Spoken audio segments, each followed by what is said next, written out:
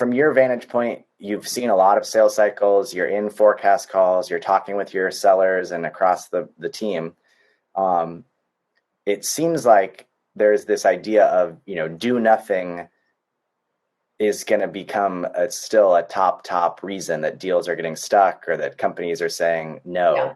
So for 2023, if you're an AE or if you're a customer success manager and you're talking about your top accounts, is there something you would give as guidance? Like, how do you think through all those steps to why a company is saying, let's just do nothing, or let's just continue with the status quo? So I've been having this conversation a lot.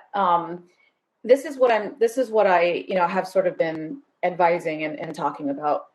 The climate has changed, not just for people who are sellers, but for people who are buying, right? For people who are buying, even if they've been at the company that they've been at for a while, the buying cycle and evaluation stages for them will be different than it was 3 years ago.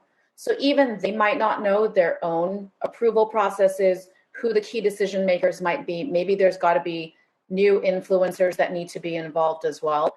So I think we as sellers cannot assume that our buyers know their own cycle, which is crazy, because then you're like, as a seller, which is like, well, then how do I figure this out?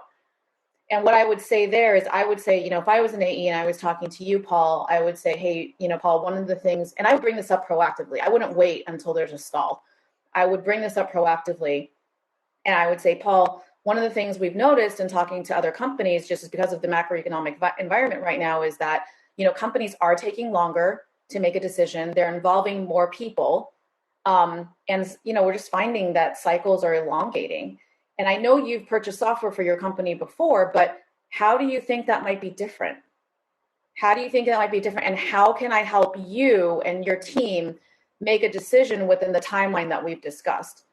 And then the other thing I would say is, I also don't want you, Paul, to be afraid to come to me with not so great news, right? I want to work through it together. So if you're feeling like your team might be leaning away or might be hesitating for whatever reason, or might need more time, please don't go dark on me. Please tell me, I appreciate the updates regardless. So, I think that's all we can do as sellers. You just can't force it. If you got to be customer centric.